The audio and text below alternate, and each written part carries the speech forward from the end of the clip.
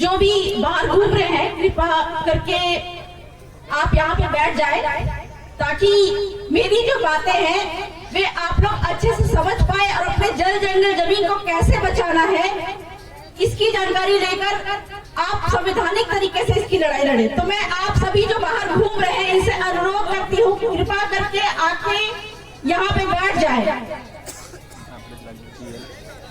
सबको जोहार, जय जोहार, जय आदिवासी, जय भील प्रदेश।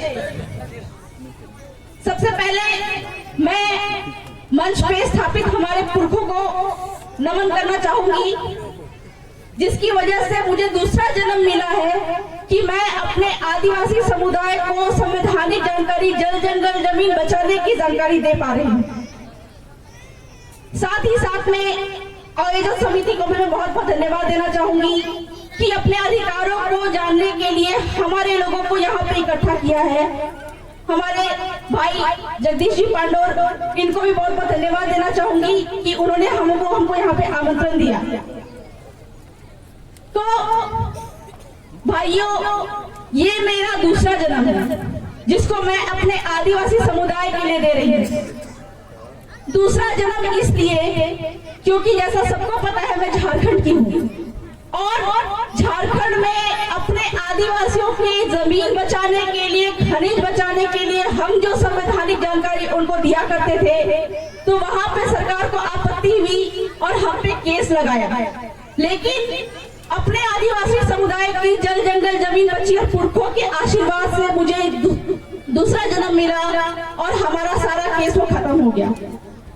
लेकिन ये जो संवैधानिक जानकारी हमारे लोगों को हमने दी तो झारखंड में जो आदिवासी की जमीन पे 10 लाख टन सोना और हजारों एकड़ जो जमीन है वो आज भी आदिवासियों की बची हुई है।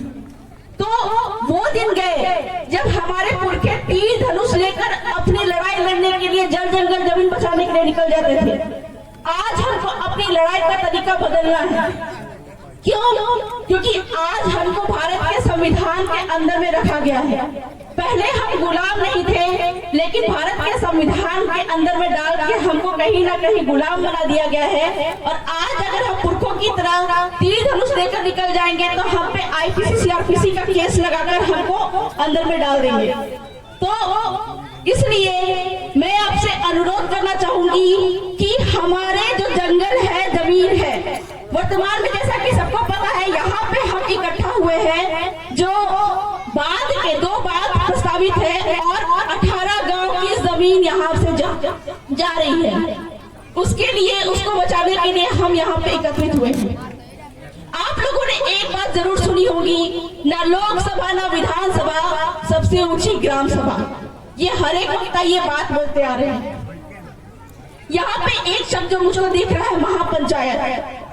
मैं आज आपसे ये कहना चाहती हूँ कि अगर आपको तत्काल में ये जमीन बचाना है, बांध में जो 18 गांव की जमीनें जो जा रही है, तत्काल में इसको बचाना है तो इस पर महापंचायत में 18 गांव को यहाँ बिठाइए और तत्काल में ये डिसीजन लीजिए, ये निर्णय लीजिए कि हम अपनी जमीन जो है वो किसी सरकार को बांध के रूप में नहीं देंगे। क्यों? क्योंकि सुप्रीम कोर्ट ने अपने वेदांता जजमेंट में ये जजमेंट दिया था कि ना लोकसभा ना विधानसभा, सबसे ऊंची ग्राम सभा। वो नीलगिरी पहाड़ी के रूप में उड़ीसा में एक पहाड़ है जहाँ पे अपने कोंड आदिवासी लोग रहते हैं। वहां पे जो वेदांता कंपनी ने अपनी जमीन लेनी चाहिए, कंपनी बिठानी चाहिए। क्यों? क्योंकि पहाड़ में बॉक्साइट का खनन करना चाहती थी। तो वहां पे आदिवासियों को दिक्कत हुई, वो अपनी जमीन किसी को देना नहीं चाह रही थी। तब जाके सुप्रीम कोर्ट वहां पे गांवों के बीच में आया और कोंड आदिवासियों की 21 गांव यहाँ पे बैठी। उदयपुर में भी पाल व्यवस्था बहुत मजबूत है। हमारे यहाँ पे भी जो सुप्रीम कोर्ट होता है, आदिवासियों का जो पारंपरिक गांव होता है जिसमें 52 गांव बैठते हैं, उसके निर्णय को सुप्रीम कोर्ट कहा जाता है। ठीक वैसे ही वहां पे भी पाल बैठी, 21 गांव बैठी और सुप्रीम कोर्ट ने पूछा वहां के गांव वालों से कि क्या आप अपनी जमीन को सरकार को या कंपनी को देना चाहते हैं। तो वहां के आदिवासी, जो 21 गांव के आदिवासी ऐसे ही ग्राम सभा के रूप में बैठे थे, उन्होंने बोला कि हम अपनी जमीन किसी कंपनी को नहीं देना चाहेंगे। तब सुप्रीम कोर्ट ने कहा कि मैं आदिवासियों की रूढ़िगत ग्राम सभा के निर्णय के खिलाफ नहीं जाऊंगा, और तब से ये निर्णय आया, न लोकसभा न विधानसभा, सबसे ऊंची ग्राम सभा। झारखंड में जो आदिवासियों की जमीन पे 10 लाख टन सोना पड़ा हुआ था, हजारों एकड़ की जमीन थी, और उसको लेने के लिए सरकारें रोज के रोज प्रोजेक्ट के रूप में आदिवासियों के बीच में आ रहे थे।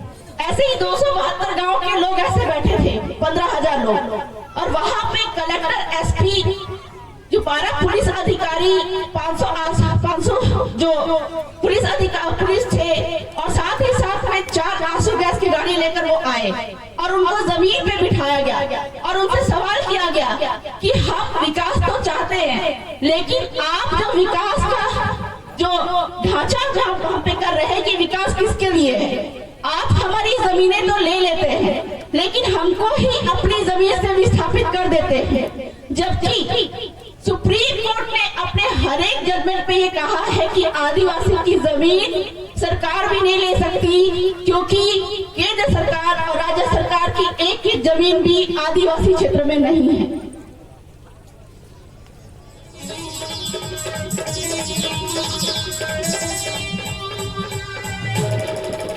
सुप्रीम कोर्ट ने अपने समता जजमेंट 1996 में ये कहा कि आदिवासी क्षेत्र में केंद्र सरकार और राज्य सरकार की एक जमीन भी नहीं है। और दूसरी बात है, वहां पे जो आदिवासी गांव के बीच में जो कलेक्टर महोदय को जमीन पे बिठाया गया, वहां भी आदिवासियों ने एक मत स्वर पे ये कहा कि हम अपनी जमीन किसी सरकार को नहीं देंगे। और तब जाके वो दिन है, आज का दिन है, वहां पे 10 लाख टन सोना में से एक ढेला सोना भी सरकार नहीं निकाल पाई है। क्यों? क्योंकि वहां की रूढ़िगत ग्राम सभाओं को संवैधानिक अधिकार मालूम था, और इस प्रकार से अपने गांव के माध्यम से उन्होंने अपना जल जंगल जमीन बचाया।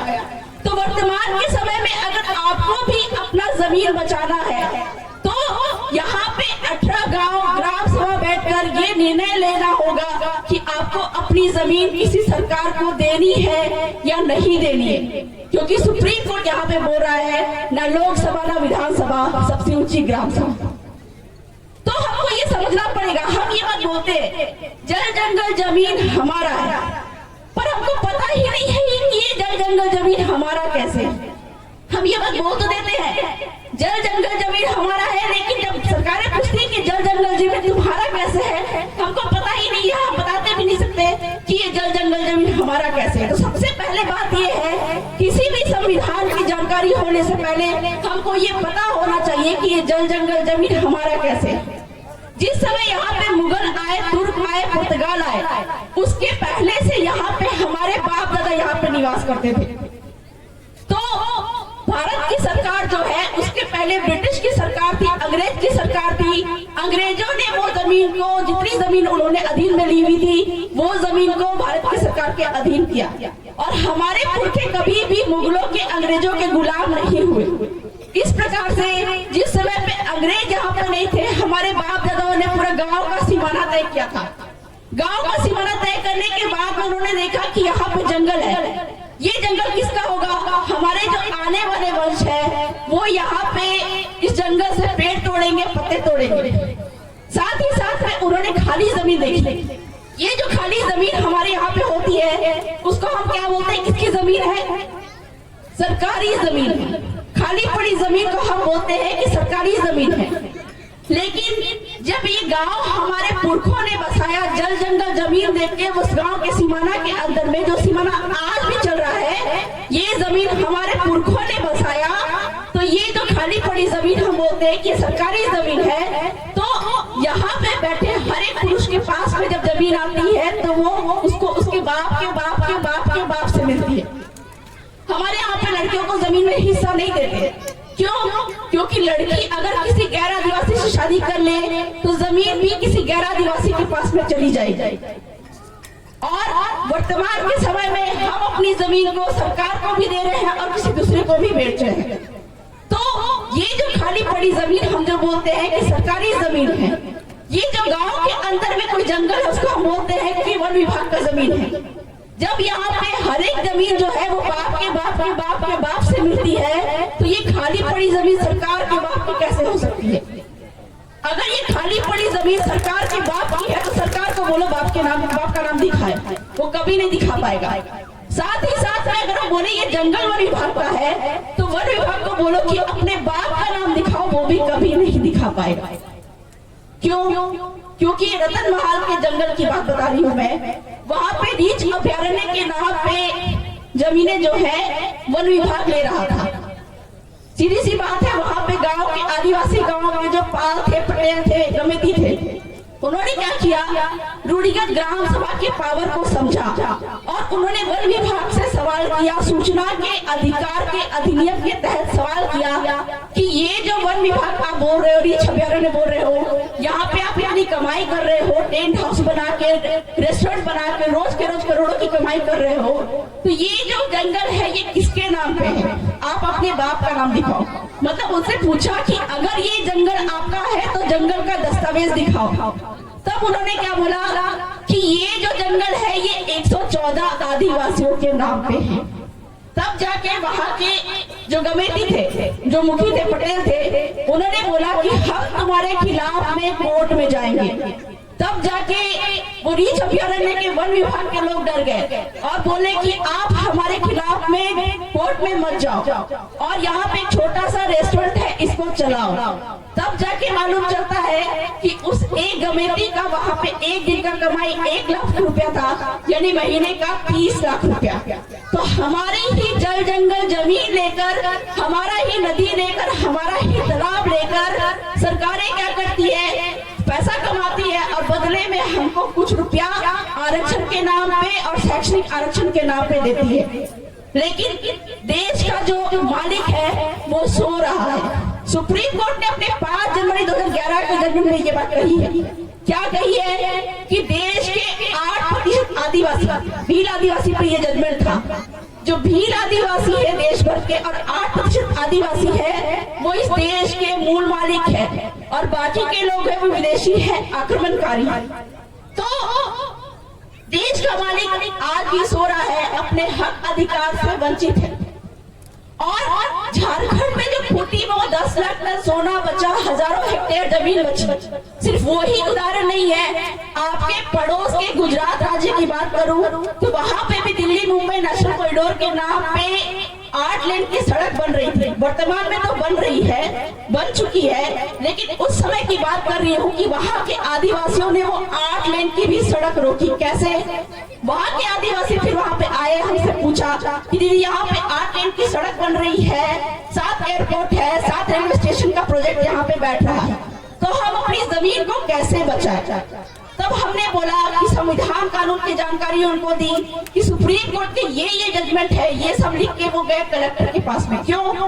क्योंकि आपके राजस्थान टेनेंसी एक्ट, पूरे देश भर में जो जमीन का जो कानून होता है वो टेनेंसी एक्ट या लैंड रेवेन्यू कोड के रूप में होता है, काश्तकारी अधिनियम के रूप में होता है। उस काश्तकारी अधिनियम यानी कि आपके राजस्थान काश्तकारी अधिनियम जो 1955 में ये बात लिखा हुआ है कि एसटी और एससी की जमीन किसी गैर को नहीं बिकेगी। आदिवासी की जमीन आदिवासी को ही दी जाएगी, गैर आदिवासी की जमीन जो है वो भी, गैर आदिवासी मतलब एससी की जमीन जो है वो भी एससी को ही बिकेगी।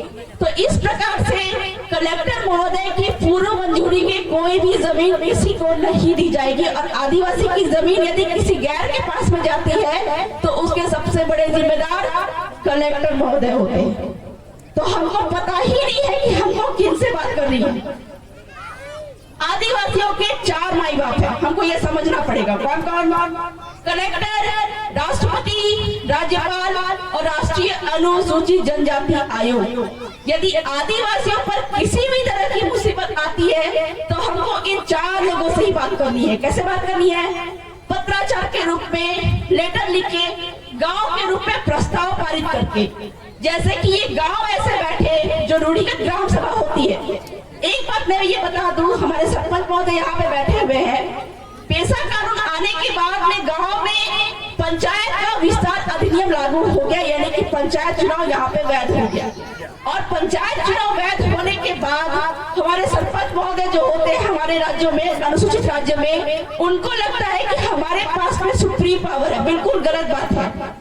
अगर किसी सरकार को, सरकार मतलब केंद्र केंद्र का सरकार और राज्य सरकार, कोई भी सरकार को भी अगर जमीन लेनी है तो वो सबसे पहले कलेक्टर महोदय के पास में आते हैं, और कलेक्टर महोदय सबसे पहले गांव के बीच में आते हैं, और गांव जब बैठकर निर्धारित करता है कि हम ये प्रोजेक्ट चाहते हैं या हम ये प्रोजेक्ट नहीं चाहते हैं, तभी जाकर कलेक्टर महोदय आगे जाके दूसरे को मंजूरी देते हैं।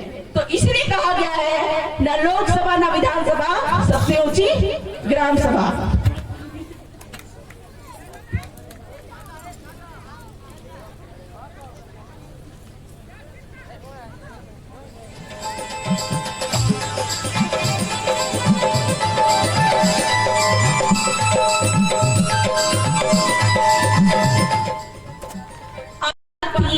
वहाँ के आदिवासियों ने ऐसे ही गांव बैठकर, आपके 18 गांव की जो जमीन जा रही है वो 18 गांव बैठकर ये प्रस्ताव पारित करें कि हम ये बांध के रूप में अपनी जमीनें देना चाहते हैं या नहीं देना चाहते हैं। ये आप सहमति के रूप में या असहमति के रूप में वो लिखित रूप में देंगे किसको? सरपंच महोदय भी जब काम करेंगे तो इन 18 गाँव के बीच सहमति असहमति के अनुसार ही काम करेंगे, जैसा कि वहाँ पे गुजरात राज्य में हुआ। वहाँ के लोगों ने गांव का प्रस्ताव पारित किया और जाके कलेक्टर महोदय को दिया, और फिर उसके बाद में वो चले गुजरात हाईकोर्ट, और गुजरात हाईकोर्ट में भी कलेक्टर महोदय को भी खड़ा होना पड़ा। तो कलेक्टर महोदय को हमेशा ये बात लगती है कि वो सर्वोपरि है, ये बात बिल्कुल गलत है। यहाँ पे हर एक व्यक्ति, भारत देश में हर एक व्यक्ति जो चलता है वो संविधान कानून के अंदर में रहता है, और यदि कोई आदिवासियों का जो जमीन का, जंगल का, हर किसी तरह का जो व्यवहार है उसके कर्ता धर्ता कलेक्टर महोदय होते हैं, राष्ट्रपति महोदय होते हैं, राज्यपाल महोदय होते हैं, और राष्ट्रीय अनुसूचित जनजाति आयोग होता है। लेकिन सबसे पहला जो कर्ता धर्ता होते हैं वो कलेक्टर महोदय होते हैं। और यदि कलेक्टर महोदय किसी भी तरीके से कानून के उल्लंघन में काम करते हैं तो कलेक्टर महोदय को भी कोर्ट के सामने खड़ा होना पड़ता है। और जैसा कि अपने जगदीश भाई ने बताया भी कि उन पे भी देशद्रोह का मुकदमा दायर हो सकता है, आदिवासियों के जल जंगल जमीन लूटने के खिलाफ में और कानून संविधान के खिलाफ में जाने के। तो आपको अगर अपनी जमीन बचानी है, जैसा कि वहां पे किया गया गुजरात राज्य में, या फिर अन्य राज्यों की बात करें जहां जहां पे भी आदिवासियों ने अपने जो पारंपरिक व्यवस्था, अपनी गांव व्यवस्था को समझा है, अपने जो रूढ़िगत ग्राम सभा के पावर को समझा है, वहां पे वो सीधे कलेक्टर महोदय से बात करते हैं गांव के माध्यम से, और गांव के माध्यम से लिखित रूप में ये बात कहते हैं कि हम अपनी जमीन किसी को नहीं देंगे। तो आज महापंचायत के रूप में यहाँ पे 18 गांवों को बैठना पड़ेगा, और बैठकर ये निर्णय लीजिए, क्योंकि सुप्रीम कोर्ट अपने समता जजमेंट 1966 में ये बात कहती है। मतलब हम ये बात नहीं करते कि आपको जमीन नहीं देनी है, या हम ये बात नहीं करते हैं कि आपको जमीन देनी है। अगर आपको अपनी जमीन देनी है तो भी, आपको अपनी जमीन नहीं देनी है तो भी, दोनों ही सूरत में आपके गांव सभा के प्रस्ताव को कलेक्टर महोदय को सूचित करवाना पड़ेगा। वर्तमान के समय में यहाँ पे जन सुनवाई के रूप में कलेक्टर महोदय घूम रहे होंगे, या फिर जो रेवेन्यू विभाग के लोग हैं वो जन सुनवाई के रूप में घूम रहे हैं, लेकिन हमको पता ही नहीं है कि वो क्या है। आपके गांव में ही वो पावर है जो कि आपके ये 2 बांध को आप रोक सकते हो। और ये जन सुनवाई के रूप में, ये जन सुनवाई के रूप में चूंकि आपको जानकारी ही नहीं है, वहाँ पे खाना पूर्ति करके वहाँ पे आप प्रस्ताव दिखा देंगे कि यहाँ के गांव की सहमति है। तो आज के दिन ये महापंचायत के रूप में आपको ये बात गांठ बांध लेनी है कि अगर आपको बांध के रूप में ये जमीन देनी है तो भी, और नहीं देनी है तो भी, दोनों ही सूरत में कलेक्टर महोदय को जन सुनवाई के नाम से अपनी आपत्ति आपको दर्ज करवानी पड़ेगी। और अगर कलेक्टर महोदय फिर भी ये बात को प्रस्तावित करते हैं तो फिर इन 18 गांव के लोगों को हम हाईकोर्ट भी लेके जाएंगे और सुप्रीम कोर्ट में भी लेके जाएंगे, और कलेक्टर महोदय को वहां कोर्ट में घसीटेंगे। और ये पहली बार नहीं हुआ है। इसी बात को लेकर झारखंड में एक कलेक्टर महोदय पे देशद्रोह का भी मुकदमा दायर हो चुका है।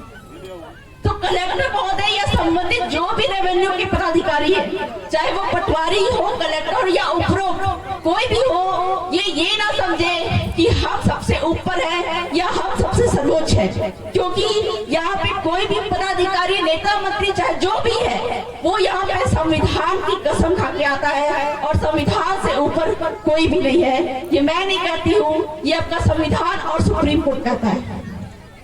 तो सुप्रीम कोर्ट ने अपने हर एक जजमेंट में ये कहा, जैसे कि मैंने ये बताया कि अगर यहाँ पे आदिवासी क्षेत्र में कोई कंपनी बैठी है या कोई प्रोजेक्ट बैठा है, तो सुप्रीम कोर्ट ये बोलता है कि उस प्रोजेक्ट का आपको लाभ का 20% वहाँ के स्थानीय आदिवासियों पे खर्च करना होगा।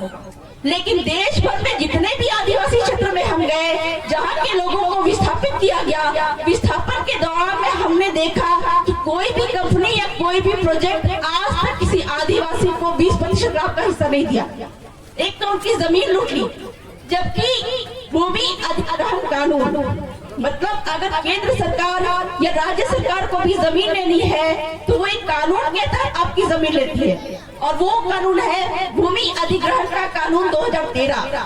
उसका सेक्शन 41-42 में ये बात लिखी हुई है कि एक तो आदिवासी क्षेत्र में किसी की जमीन, आदिवासी की जमीन ली ही नहीं जा सकती, और अगर विकास कार्य के लिए बहुत जरूरी है, विकास कार्य के लिए बहुत जरूरी है, तभी आदिवासी की जमीन ली जाएगी, और वो भी बिना ग्राम सभा की अनुमति के जमीन नहीं ली जाएगी। तो ये जन सुनवाई के नाम पे आपका ग्राम सभा ही हो रहा है, लेकिन आपको ही जानकारी नहीं है। तो इस बात की आपको जानकारी रखनी पड़ेगी। और अगर आपको अपना बांध की जमीन को बचानी है और ये जल जंगल जमीन किसी को नहीं देना है, तो ये बात आपको गांठ बांध कर रख लेना पड़ेगा कि अपने गांव बैठाकर प्रस्ताव पारित करके कलेक्टर महोदय को आप सूचित करवाइए। क्यों? क्योंकि ये जल जंगल जमीन किसी के बाप की नहीं है, ये हमारे बाप की है और हम ये किसी को नहीं देंगे। तो बहुत सारी बातें हैं, बहुत सारे सुप्रीम कोर्ट के जजमेंट भी है, बहुत सारी बातें बताना चाहती हूँ, लेकिन कुल मिलाकर आज मेरा जो मकसद था कि किस तरह से आदिवासियों की जमीन को बचा सकते हैं, अपने बांध को कैसे बचा सकते हैं, वो मेरा पूरा हुआ। एक और यहाँ पे मुद्दा जो मुझे समझ में आ रहा है,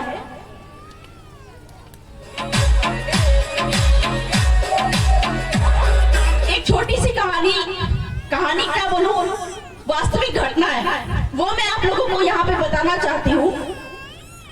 अंडमान निकोबार में वहाँ पे जारवा आदिवासी रहते थे, और जारवा आदिवासी जो है वो 5वीं अनुसूची क्षेत्र में नहीं आता है। वहाँ के आदिवासी नंगे धंगे रहते हैं।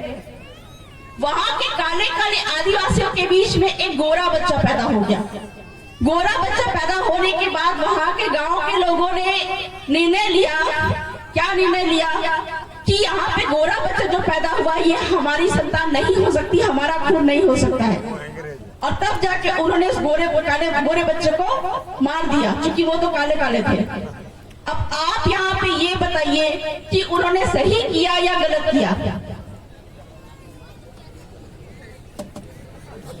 सही किया या गलत किया? भाई कह रहे गलत किया। उनकी नजर में वो सही था।